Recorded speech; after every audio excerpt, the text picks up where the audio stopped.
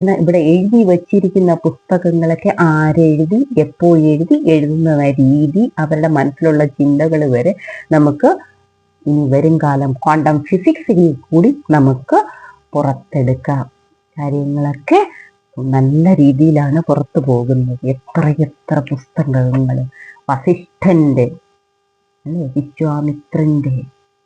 വസിഷ്ഠനും വിശ്വാമിത്രനും, എത്രയെത്ര ബാക്കിയുള്ള എത്രയെത്ര മഹത്തുക്കളായ വ്യക്തികൾ തന്ന ശാസ്ത്ര രഹസ്യങ്ങൾ. ഓരോ ക്ഷേത്രങ്ങളും ക്വാണ്ടം ഫിസിക്സ് ആണ്. ഓരോ ക്ഷേത്രവും ഫിസിക്സ് ആണ്. ഓരോ ക്ഷേത്രവും കെമിസ്ട്രിയാണ്, ആൽക്കെമിയാണ്. ആൽക്കെമി അവിടെ കൂടെ നമുക്ക് ചെയ്യാം. ഓരോ ക്ഷേത്രവും ബയോളജിയാണ്. ഓരോ ക്ഷേത്രവും മാനസികമായ സൈക്കോളജിക്കലി പ്രധാനപ്പെട്ടതാണ്. നമുക്ക് ആ രീതിയിലേക്ക് നമുക്ക് കൊണ്ടുവരികയാണ്. ശാസ്ത്രങ്ങളൊക്കെ പുറത്തു വരുമ്പോൾ നമുക്ക് സന്തോഷിക്കാം.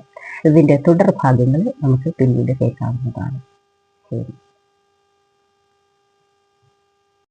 അന്തരീക്ഷത്തിന്റെ സ്പേസിൽ നിന്നും വരുന്ന ഊർജം അത് വന്ന് പ്രതിഫലിക്കും ജലത്തിലെ ആറ്റത്തിലേക്ക്.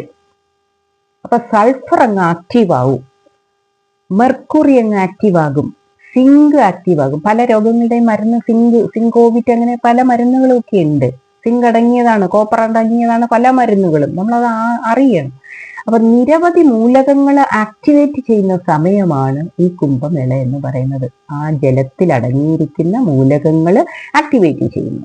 അപ്പൊ ആക്ടിവേറ്റ് ചെയ്യുമ്പോൾ നമ്മൾ അതിനകത്തേക്ക് കുളിക്കുമ്പോൾ നമ്മുടെ ശരീരത്തില് അത് പ്രവേശിക്കും. ത്വക്കിൽ കൂടി നിരവധി സുഷിരങ്ങളുള്ളതാണ് നമ്മുടെ ശരീരത്തിന്റെ ത്വക്ക് അല്ലെങ്കിൽ സ്കിൻ എന്ന് പറയുന്നത്.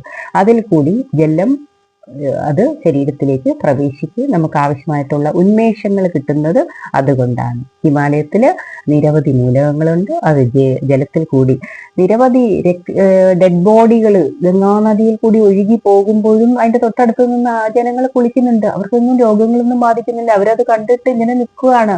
അവർക്കതൊന്നും ഒരു പ്രശ്നമല്ല. എന്താ കാരണം? ഇത് തന്നെയാണ് കാരണം. നമുക്ക് ആവശ്യമായിട്ടുള്ളതെല്ലാം അതിനെ രോഗാണുക്കളെ നശിപ്പിക്കാനും മൈക്രോ ഓർഗാനിസംസ് അതിനകത്തുണ്ട്.